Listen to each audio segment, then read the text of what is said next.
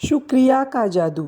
एक व्यक्ति काफ़ी दिनों से चिंतित रहता था, जिसके कारण वह काफ़ी चिड़चिड़ा तथा तनाव में रहने लगा था कि घर के सारे खर्चे उसे ही उठाने पड़ते हैं, पूरे परिवार की जिम्मेदारी उसी के ऊपर है, किसी न किसी रिश्तेदार का उसके यहाँ आना जाना लगा ही रहता है।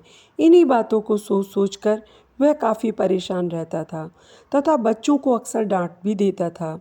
अपनी पत्नी से भी ज़्यादातर उसका किसी न किसी बात पर झगड़ा चलता रहता था। एक दिन उसका बेटा उसके पास आया और बोला, पिताजी, मेरा स्कूल का होमवर्क करा दीजिए। वह व्यक्ति पहले से ही तनाव में था, तो उसने बेटे को डांट कर भगा दिया। लेकिन जब थोड़ी देर बाद उसका गुस्सा शांत हुआ तो वह बेटे के पास गया तो देखा कि बेटा सोया हुआ है और उसके हाथ में उसके होमवर्क की कॉपी है। उसने जैसे ही कॉपी लेकर देखी और जैसे ही उसने कॉपी नीचे रखनी चाहिए, उसकी नज़र होमवर्क के हेडिंग पर पड़ी।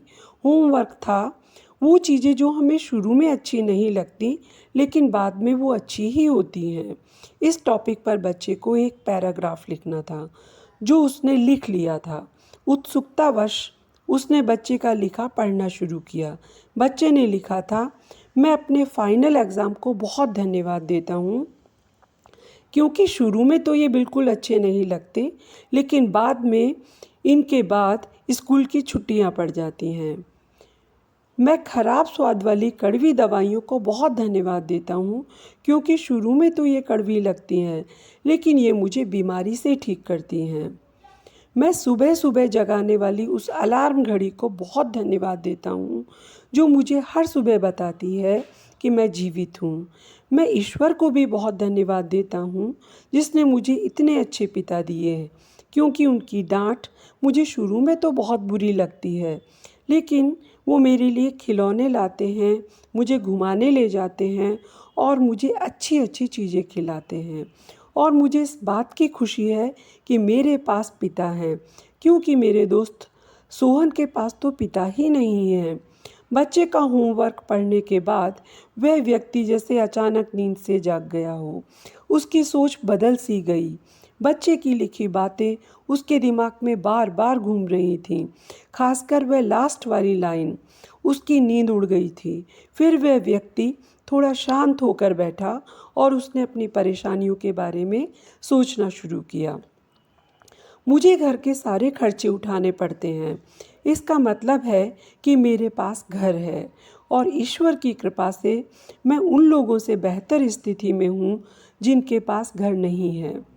मुझे पूरे परिवार की जिम्मेदारी उठानी पड़ती है। इसका मतलब है कि मेरा परिवार है, बीवी बच्चे हैं और ईश्वर की कृपा से मैं उन लोगों से ज़्यादा खुशनसीब हूँ जिनके पास परिवार नहीं है और वो दुनिया में बिल्कुल अकेले हैं। मेरे यहाँ कोई ना कोई मित्र या रिश्तेदार आता जाता रहता है।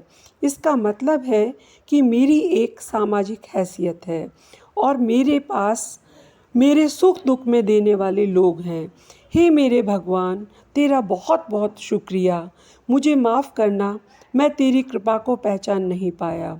इसके बाद उसकी सोच एकदम से बदल गई। उसकी सारी परेशानी, सारी चिंता एकदम से जैसे खत्म हो गई। वह एकदम से बदल सा गया। वह भागकर अपने बेटे के पास गया और सोते हुए बेटे को गोद में उठाकर उसके माथे को चूमने लगा और अपने बेटे को तथा ईश्वर को धन्यवाद देने लगा। हमारे सामने जो भी परेशानियां हैं, हम जब तक उनको नकारात्मक नज़रिए से देखते रहेंगे, तब तक हम परेशानियों से घिरे रहेंगे। लेकिन जैसे ही हम उन चीज़ों को उन्हीं परिस्थितियों को सकारात्मक नज़रिए से देखेंगे, हमारी सोच एकदम से बदल जाएगी। हमारी सारी